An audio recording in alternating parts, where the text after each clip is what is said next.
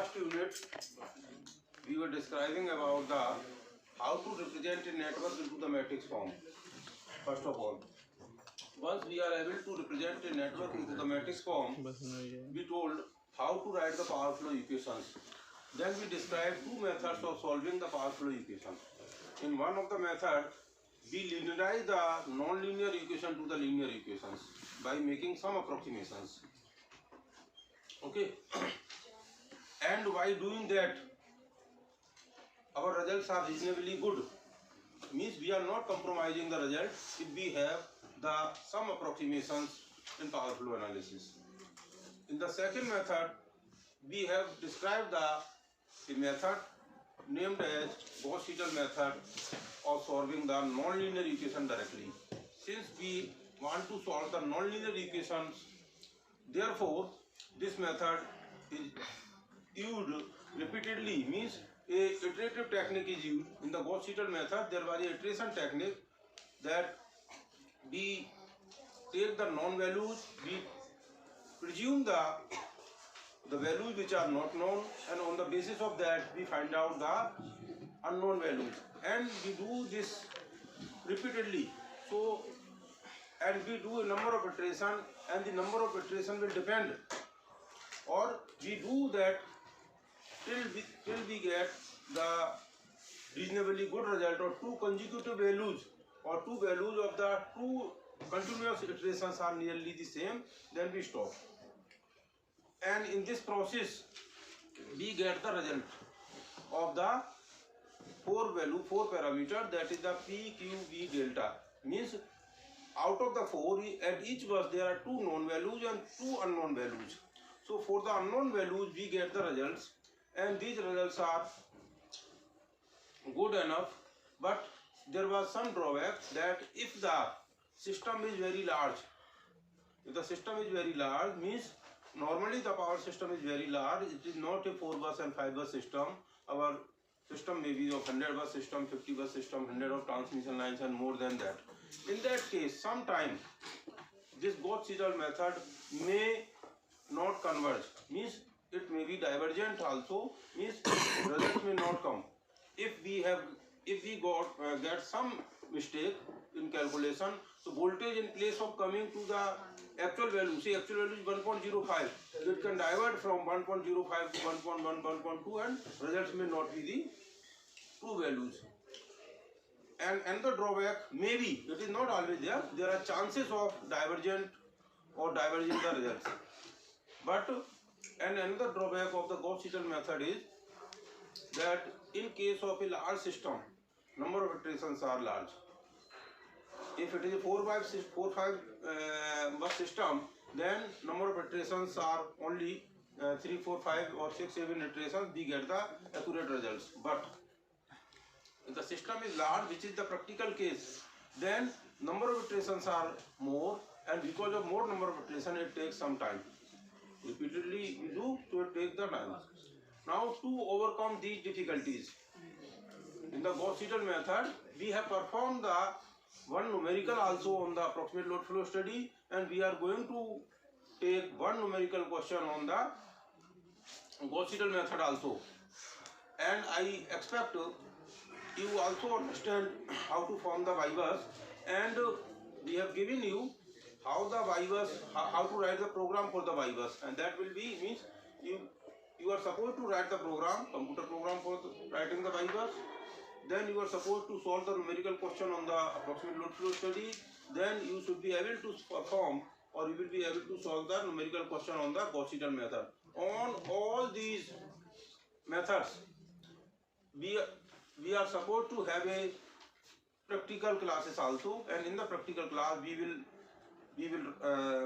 write the computer program also, so that whatever you do manually by hand, you can do it through the computer program also. So the seeing the demerits of the Gauss-Seidel method, which I just stated, because of the number of iterations and because of the chances of not converging the solution, there is another method which is called as a neutral reaction method. As written here, this is a very powerful method of solving the nonlinear equations. Why powerful? It is not taking number of iteration.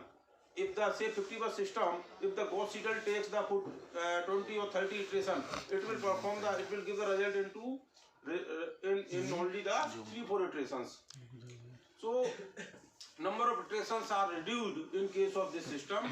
If the number of iterations are reduced, means time will be reduced. And this method definitely not only the faster, but it definitely converges. The chances of diverging is not there. That's why it is a very capable and practical method for the large system. Practical means, in fact, in all the practical cases, power system is large enough, so this method is used.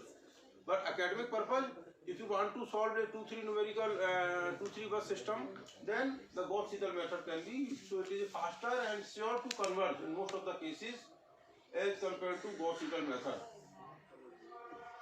So what we normally do, अब देखिए दोनों का benefit लेने के लिए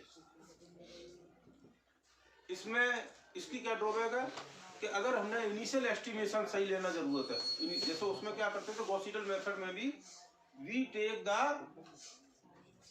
we assume the values which are not known, जिनको निकालना है, जैसे डेल्टा और वोल्टेज को हम एज्यूम करते थे delta 0 end voltage 1 per unit. तो अगर आपने इस केस में इसमें भी हम जो वैल्यू नॉन नहीं है, जो वैल्यू अननोन है जिसे निकालने हैं, उसे इस मेथड में भी हम इनिशियली एज्यूम करेंगे या एस्टिमेट करेंगे। तो इनिशियल एस्टिमेशन अगर गलत हुआ और इनिशियल एस्टिमेशन अगर अप्रोप्रिएट नहीं लिया, then it can take slightly more in place of 3-4 it can take 6-7 number of iteration. Normally हम क्या करते हैं, normally it is advisable that first iteration is done using the Gauss-Seidel method and rest of the iterations are done for the using the Newton-Raphson method. उससे क्या होगा, initial Gauss-Seidel method हमने apply कर दिया, इसका मतलब क्या हुआ, इनिशियल अप्रोक्सीमेशन, इनिशियल जो आपका एज्यूम्पशन था, इनिशियल एस्टिमेशन था, that become very reasonably good. तो इनिशियल एस्टिमेशन बहुत अच्छा हो गया, then if you apply the Newton-Raphson method, then the number of iterations are going to be reduced very much. So this is the about the some Newton-Raphson method. Now we will describe the theory how it works. So initially, first of all, we consider only one nonlinear equation. Although we know the power system equations are nonlinear equations, you know the equation of T, you know the equation for Q, you know the equation for voltage. ठीक है, आपको P, Q, V का आपको equations मालूम है, and those equations are nonlinear equations. But first of all, we will take this nonlinear equation like this. Only one equation, fx is equal to c, where fx can be say x square plus 2x cube plus sin x is equal to 5, like this. Getting this point or not? समझ गए? Equation हमारी कैसे हो गई? Suppose x is power q plus sin x plus ex plus x cube is equal to 5. इसको solve करना हो suppose. This is nonlinear equation. And for solving this equation, later on we will take in place of this equation we will take the power system equation, which are again the nonlinear equations. So if you want to solve this, so there is a one variable only x in this equation, x square plus 2x cube plus ex plus sin x is equal to 5. इसमें क्या है, एक ही variable है x. तो हम क्या करेंगे, first of all we estimate the value. हमने एज्यूम करेंगे x की वैल्यू कितनी होगी. Suppose we assume the value of x is equal to x0. तो हमने जो इनिशियल एस्टिमेशन किया कि x की वैल्यू x0 है and actual value is x. ठीक है, नहीं इसको सॉल्व करेंगे, एक्चुअल वैल्यू तो x आई, लेकिन हमने एस्टिमेट कर लिया इसकी वैल्यू x0 होगी.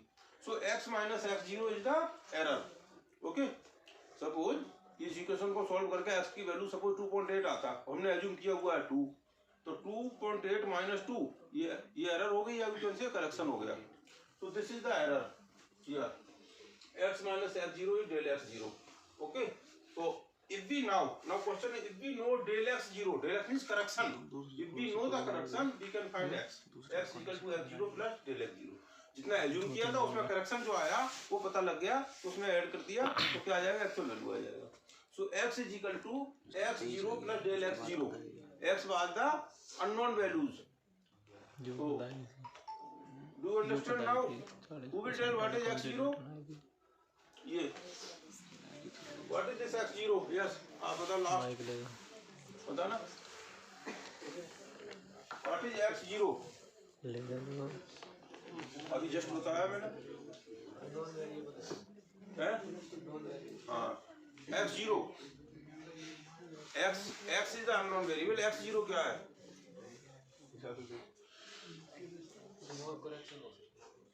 x0 पूछ रहा हूँ, x0। हाँ आप यस इधर से बताओ, इधर देना फर्स्ट। हाँ व्हाट इज x0? ये पढ़ो, ये क्या लिखा है? पढ़ के बताओ। इनिशियल एस्टिमेटेड वैल्यू, पढ़े उधर, इनिशियल एस्टिमेटेड वैल्यू हाँ ऑफ अननोन वेरिएबल। तो यस, तो आप सीरियसली आप सुनिए भी, ये नहीं है कि बैठ गए पीछे तो उसका कंसर्न नहीं है, यू बी अटेंटिव। तो x0 तो क्या था, हमारी एस्टिमेटेड वैल्यू है, एस्टिमेटेड हमने एज्यूम किया हुआ है। और x क्या है, what is the x? Who will tell? x क्या है? इधर से लास्ट में सेंटर में जो बैठा है, यस बताओ व्हाट इज x? सेंटर, हाँ x क्या है, what is x? x2 plus del x is unknown value, ठीक है, x इज अननोन जो हमें निकालना है, और x0 क्या है, उसी की वैल्यू हमने एज्यूम कर लिया है, ठीक है। नेक्स्ट को दो mic, what is del x0? Del x0 क्या है? एरर, एरर और तो ये आपको, इसका मतलब अगर आपको नाउ इसी x is equal to f0 plus del x0, what x is equal to here, now f(x0) plus del x0 is equal to c, इसका मतलब ये वैल्यू हमने एस्टिमेट कर लिया, ये करेक्शन है, इसको इसमें ऐड कर देंगे तो x की वैल्यू आ जाएगी। Now we assume again the second, here we consider del x0 is small। जैसे सपोज करो x की वैल्यू 8 होता तो उसमें एरर 0.5, तो एरर इज स्मॉल, मतलब हमने इसमें क्या कह रहा हूं मैं, जो एस्टिमेट किया था वो लगभग जो वैल्यू आनी चाहिए उसी के आसपास एस्टिमेट किया। जैसे सपोज वोल्टेज कितना लेते हैं, वोल्टेज कितना लेते हैं, हु विल टेल? वोल्टेज कितना लेते हैं बताओ ना, 1 पर यूनिट या 2 पर यूनिट? संदीप, हाँ वोल्टेज 1 पर यूनिट लेते हैं, then the voltage is 1 per unit. इसका मतलब क्या है, अब हम कहेंगे 1 के अराउंड हो सकता है वोल्टेज होगा ना, मान लो कहीं का वोल्टेज या किसी बस का वोल्टेज 1.05 होगा, अब कहेंगे आप एज्यूम करो कितना होगा, तो कितना एज्यूम करोगे, कितना एज्यूम करोगे? संदीप एक्चुअल वैल्यू सपोज 1.05 है, अब हमें पता नहीं है, हमें मालूम नहीं है, तो व्हाट विल यू एज्यूम? अगर वोल्टेज एस्टिमेट कराना हो कि किसी ट्रांसमिशन लाइन की बस का वोल्टेज कितना होगा तो कितना एज्यूम करोगे आप? 1 करोगे, होने के लिए 1.05 हो सकती है, ऐसा तो नहीं आप एज्यूम 2 कर लोगे या एज्यूम 0 कर लोगे, वोल्टेज को 0 तो एज्यूम नहीं करोगे, क्यों भाई नहीं करोगे ना। हाँ तो इसका मतलब क्या हुआ, हाँ तो आपका एस्टिमेशन भी गुड होना चाहिए, इसलिए अब del x error is small, now we apply the Taylor series here. अगर ये f(x) plus del x0 equal to c, इसको टेलर सीरीज में अप्लाई करेंगे तो f(x0) डेल x df by dx plus del x0 square by factorial two df double derivative of this, getting this or not? यही तो होता है, मतलब df by dx then square then cube like this. तो ये अब देखिए यहाँ क्या था, डेल x0 था, नेक्स्ट टर्म में क्या होगा, del x 0 square by factorial 2। फिर अगला क्या हुआ, del x 0 raise power q by factorial n। और एज्यूम क्या किया, डेल एक्स 0 इज स्मॉल, ये एज्यूम क्या हुआ, एरर इज स्मॉल, तो एरर का स्क्वायर करेंगे और स्मॉल हो जाएगा, उसका क्यू करेंगे और स्मॉल हो जाएगा। इसका मतलब that's why we have neglected the higher order term. ठीक है, ये टेलर सीरीज पढ़ा हुआ आपने मैथमेटिक्स में, पढ़ा कि किसने पढ़ा, रेज द हैंड। हाँ, टेलर सीरीज पढ़ा हुआ है, लास्ट पढ़ा है का नहीं, तो आप कौन सी क्लास में पढ़ा था, टेलर सीरीज कौन सी क्लास में पढ़ा था, 12th में। हाँ, 12th में ही पढ़ा होगा और यहाँ फर्स्ट ईयर में ही पढ़ा होगा। यस, ठीक है, ओके। तो now please see, if we neglect the higher order term here, now please be attentive again, then c minus fx0, this you see, c minus fx0 divided by df by dx, okay, this is del x0। is this clear or not? ये क्या हो गया, correction हो गया। if the correction is added to the initial value, ये हमने क्या था, एस्टिमेट किया था, एज्यूम किया था, और ये इसमें करेक्शन ऐड कर दिया, तो एक्चुअल वैल्यू आ गई। It means you have got the actual value.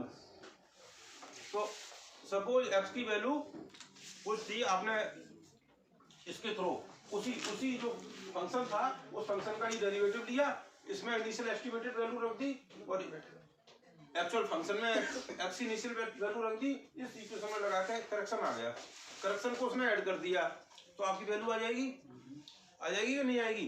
This value will B correct और नॉट है? हाँ भाई बताओ, ये सेंटर में सेकंड लास्ट, ये बताओ, जो वैल्यू x की निकलेगी वो सही निकलेगी या गलत निकलेगी? सही निकलेगी हैं? खड़े होकर बताओ, क्यों निकलेगी सही? हैं? सही क्यों निकलेगी? नेक्स्ट आप बताओ, फिर आप सुन नहीं रहे हो, आप बताओ नेक्स्ट। हाँ जी, वैल्यू सही निकलेगी या गलत? एग्जैक्टली सही। क्यों एग्जैक्टली क्यों नहीं निकलेगी? हाँ खड़े हो, एरर भी ले रखे हैं ना सर, वेरी गुड। इसकी जो वैल्यू निकलेगी, देखिए ये जो x की वैल्यू निकलेगी वो that value will not be accurate, that value will not be accurate equal to x। क्योंकि क्यों नहीं निकलेगी? क्योंकि ये जो इक्वेशन निकाली गई है, प्लीज लिसन हियर, ये जो इक्वेशन है उसमें ये हायर ऑर्डर टर्म नेग्लेक्ट किया है। ठीक है, अगर ये नेग्लेक्ट किया है इसका मतलब इसका कुछ ना कुछ एरर है, इफेक्ट रहेगा, तो ये जो एरर है, करेक्शन है, वो उतना अच्छा नहीं होगा, 100% सही नहीं होगा। तो ये 100% सही नहीं होगा, कोई वैल्यू भी x 100% सही नहीं होगी। लेकिन जो ये वैल्यू x निकली, this value will B far better than x0, जो आपने एज्यूम की थी उसके कंपैरिजन में तो बहुत अच्छी होगी। मतलब you are approaching to the correct value. ठीक है, आपने 4 एज्यूम किया था, अब आपकी हो गई 4.2, इसका मतलब आपका रिजल्ट 4.2 के आसपास ही है। ठीक है, अच्छा नहीं, इसका मतलब आपको ये पता लग गया कि this value is not called the correct value, this is called the first iterated value. इसको हमने कहा एक इटरेशन के बाद जो value I that is the first iteration value. अब इस वैल्यू को हम एस्टिमेट कर लेंगे। अब हम एज्यूम कर लेंगे, पहले 4 एज्यूम किया था, अब क्या करेंगे estimate? The value of x is not 4, value of x is 4.2। Getting the point और नॉट? अब हमने इस वैल्यू को एस्टिमेट करके फिर उसी इक्वेशन में रख दिया, सी fx1 फर्स्ट इटरेटेड वैल्यू, यहाँ रख दी, तो ये आ जाएगा आपकी क्या, error in the next term, next error आ जाएगी। उस एरर को फिर ऐड कर देंगे किसमें, इसमें x1 plus del x1 is equal to the x2, मतलब सेकंड इटरेटेड वैल्यू आ गई, that will be much more close to the actual value. तो ऐसे 2 या 3 इटरेशन करेंगे तो nearly both the value will be nearly equal, दोनों value एकदम आपकी सही आ जाएंगी। तो जब दोनों वैल्यू इक्वल आ जाए या within the tolerable limit आए, then we stop the iteration. Okay, this is called the Newton reaction method. Okay, is this clear और नॉट? रेज द हैंड, किसे किसे क्लियर हो गया न्यूटन रिएक्शन मेथड? बस एक कोई समझ आया आप में से?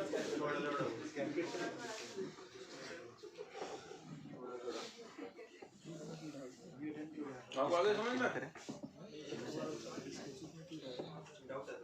हाँ पूछो, खड़े होकर।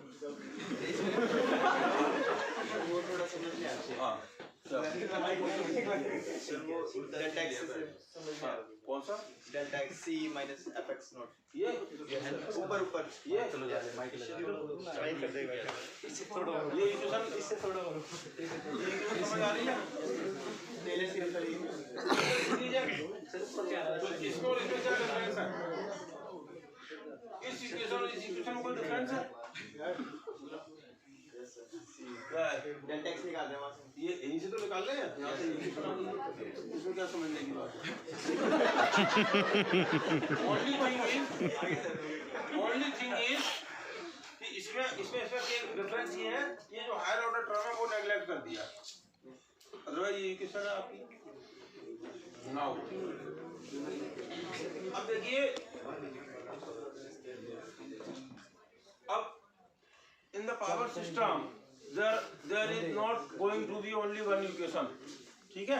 एक इक्वेशन होती है कभी पावर सिस्टम में आपकी कितनी है? many equations are depending upon number of buses। अगर सपोज करिए 20 बसेस है तो कितनी इक्वेशन होंगी? फर्स्ट बस 20 नंबर ऑफ बसेस है तो इक्वेशन कितनी बनेगी पावर सिस्टम में? बताओ।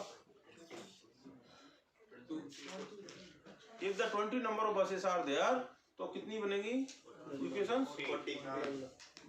हर एक फर्स्ट बस 10 लेगा बस, जो 19 बच गए उसमें 2 अननोन होंगे, 2 नॉन होंगे, तो 2 अननोन होंगे तो उतनी 19 × 2 38 इक्वेशन बनेगा, ठीक है? तो पावर सिस्टम में आपका it means number of equations are not single, more number of equations may be there. Here, now again, we have considered the 3 equations and each equation having the 3 variables. जैसा आपका उसमें भी अगर 38 equation है तो 38 variable सभी एक दूसरे में होंगे, सभी इक्वेशन में होंगे। फर्स्ट इक्वेशन में भी 38 वेरिएबल होंगे, सेकंड इक्वेशन में भी 38 वेरिएबल होंगे, फोर्थ में भी होंगे, सभी में 38 वेरिएबल्स होंगे। यहाँ हमने क्या किया? We have taken the 3 equations and there are 3 variables which are to be calculated, x2 x3 x4। मतलब ये इस तरह की इक्वेशन है, this equation is like x2 square plus x3 cube plus x4 in power 4 is equal to 5 plus एक equation होगी। दूसरी equation is sin x2 plus x2 cos x3 plus x2 square tan x4 is equal to 20, ठीक है? इस तरह ये x2 square plus x3 square plus x4 square is equal to 40। ये तीन इक्वेशन हो गई, इसको सॉल्व करना हो। Means each equation consist of all the variables. Okay, अब इसको सॉल्व करना है किस मेथड से? न्यूटन रिएक्शन मेथड से, जो अभी बताया है। तो न्यूटन रिएक्शन मेथड में जैसे बताया था, हम पहले क्या करते हैं? What is the first of all क्या करते हैं? इनिशियल एस्टिमेशन करते हैं। इनिशियल एस्टिमेशन में हमने इसमें अननोन क्या क्या है? x2 x3 x4, उसी को एस्टिमेट करेंगे, उसी को एज्यूम कर लेंगे। तो if we estimate the value of x2 x3 x4 equal to x2 0 x3 0 x4 0, उनको मान लिया x2 0 होगा, x3 0 होगा, x4 0 होगा। और वो एस्टिमेशन ऐसे करते हैं कि लगभग उसी की, जैसे वोल्टेज है तो हमने 1 माना, डेल्टा है तो 0 माना, क्योंकि उसी के आसपास होता है। अगर आपने बहुत रैंडम मान लिया है तो फिर रिजल्ट आपका डाइवर्ज कर जाएगा। इसलिए initial estimation is also very important. तो ये हमने एज्यूम कर लिया। और इसमें एरर, x2 में एरर डेल x2 0 है, x3 में एरर डेल x3 0 है, x4 में एरर डेल x4 0 है।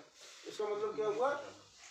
x2 plus x2 is equal to x2 0 plus del x2 0, x3 is equal to x3 0 plus del x3 0, x4 is equal to x4 0 plus del x4 0 is equal to 6। Is this clear or not? ये तीन equation आपको समझ आ गई है कि नहीं? इस बार 67, इस बार 60 कुछ आएगी। हाँ भाई गर्ल्स, 3 इक्वेशन ही समझ आ गई है। माइक नाउ हियर अगेन जैसे बात किया था, यहाँ भी हम टेलर सीरीज लगाएंगे। Taylor series, if we apply the Taylor series here,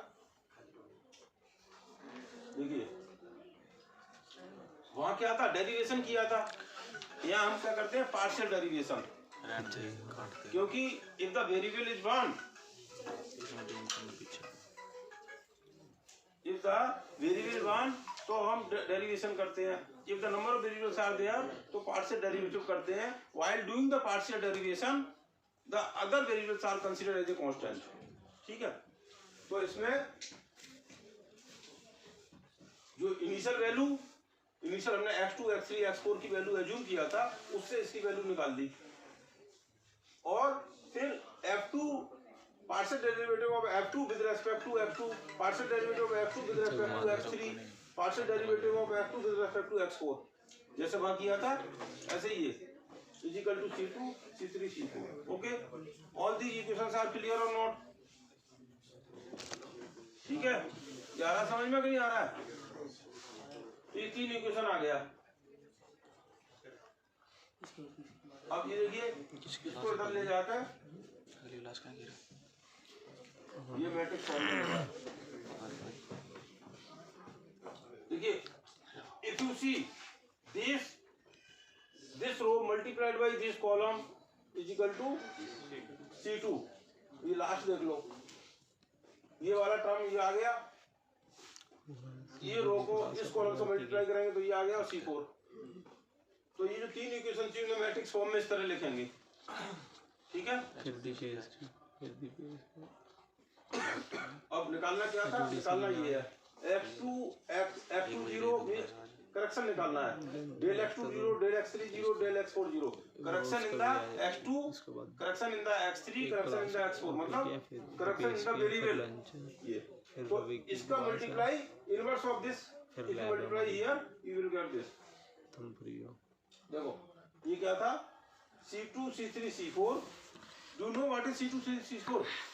इसकी वैल्यू क्या है, ये गिवन वैल्यू है इसकी 20 23 whatever it is, this value are given, ये वैल्यू गिवन है फंक्शन का, और ये क्या है, ये क्या है, ये वैल्यू हमने एस्टिमेट करने के बाद, उसी फंक्शन में एस्टिमेट करने के बाद जो एज्यूम किया था उसकी वैल्यू रखने पर आया, तो जो गिवन में से ये सब्ट्रैक्ट कर दिया, तो ये आ गया C2 C3 F2 0 F3 0 F4। ये एस्टिमेटेड वैल्यू आया है, जो हमने एस्टिमेशन किया था उसकी वैल्यू फंक्शन में रखने के बाद आया है, ये फंक्शन की वैल्यू गिवन है, ये इसका इनवर्स है, this is called as Jacobian matrix. ठीक है, वो जैकोबियन मैट्रिक्स था, तो inverse of this, inverse of the Jacobian matrix. तो मतलब क्या हुआ, ये कैसे निकालेंगे, F2 का derivative with respect to all variables, F2 का derivative with respect to all variable, F3 का derivative with respect to all variable, F4 का derivative with respect to all variables, and putting the estimated value, उसमें फिर हमने जो value assume की थी उसके अंदर रख दिया, इसका ऐसे मल्टीप्लाई करेंगे तो क्या आ जाएगा, ये एरर आ जाएगा और करेक्शन आ जाएगा, correction in x2 variable, correction in x3 variable, correction in x4 variable. तो एक्चुअल वैल्यू अब क्या होगी, estimated value plus corrected value, मतलब ये x2 क्या होगा, x2 will be equal to x2 0 plus del x2 0, x3 क्या होगा, x3 0 plus del x3 0, x4 क्या होगा, x4 0 प्लस डेल x4 0। लेकिन जो ये वैल्यू निकल के आएगी, जैसा अभी उसने बताया था, that will not be the 100% accurate value, क्योंकि इसमें भी हमने हायर ऑर्डर टर्म को क्या किया है, हायर ऑर्डर टर्म को क्या किया है, नेग्लेक्ट किया है। तो इस वजह से ये वैल्यू आपकी it will be better than the initial estimation, but it will not be 100% accurate. तो that's why they are called as a first iterated values. इसको हम क्या कहते हैं, फर्स्ट इटरेटेड वैल्यूज। ओके, फिर ये फर्स्ट इटरेटेड वैल्यू को estimate initial फिर एस्टिमेट कर लेंगे। इसी तरह फिर सेकंड इटरेटेड वैल्यू आएगा, थर्ड इटरेटेड वैल्यू आएगा, फोर्थ आएगा, and we continuously to do it till the two consecutive values are nearly same. Okay, then we will stop. So this is about the Newton Raphson method considering the more variables or more number of non-linear equations. ठीक है, is this clear or not? अब आप power system में आप समझ सकते हैं। अब जो हमारी इक्वेशंस हैं, now what are our equations? हमारी इक्वेशन है ये पी की इस तरह की इक्वेशन है।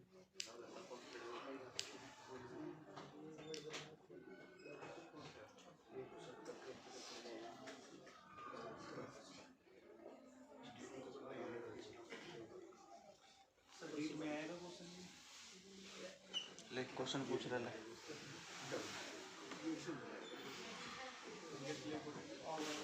देखिए इस तरह की इक्वेशन अगर आपको ध्यान होगा कि ये पी की इक्वेशन है, ये क्यू की इक्वेशन है। अब पहले जो हमने क्या किया था, F2 function of x2 x3 x4। अब P is the function of voltage, admittances and P is the function of voltage and angle. P is the function of voltage, V and delta, क्योंकि ये given है, y की value given है और theta की value भी given है। y क्या है, जो y की वैल्यू मैं कह रहा हूँ गिवन है, वो इसका मतलब व्हाट इज y, क्या है ये, व्हाट इज y? जैसे ये कहें व्हाट इज y22, बता ना। जा तेरा पीछे जा पढ़ने वाले को हाँ खड़े हो जाओ। हाँ, व्हाट इज y22? एलिमेंट 7। हाँ, किसका? Second row second column of admittance y bus. It is the second row second column element of y bus. अच्छा नेक्स्ट, थीटा 2 क्या है, थीटा क्या है इसमें? आप हाँ नेक्स्ट थीटा क्या है, किस चीज का? Third row second row theta कहाँ, थीटा किसी मैट्रिक्स में नहीं है ना। थीटा इज द, ये जो theta is the phase angle of this Y, इसका फेस एंगल है।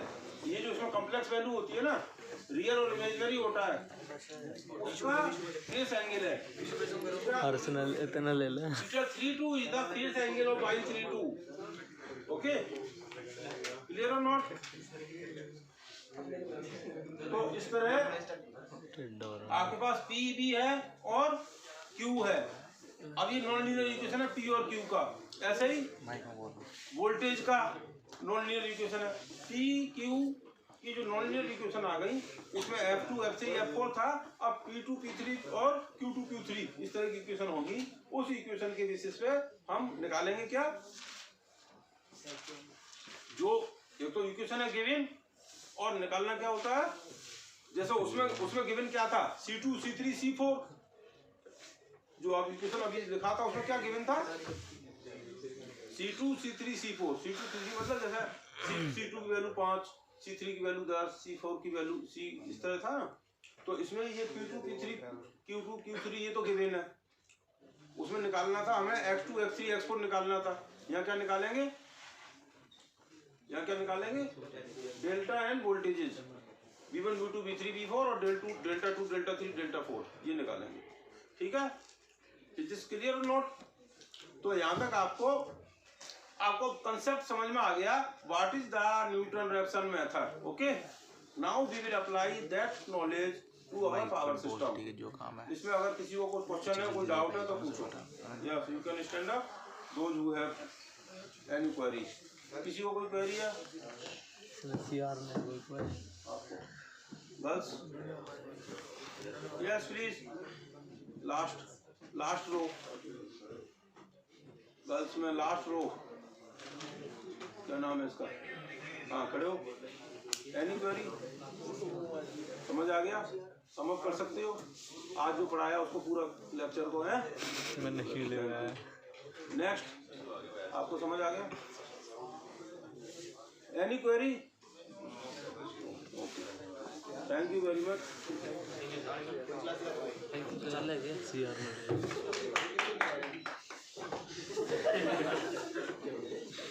अटेंडेंस किती? सर खराब कोई नहीं आएगा।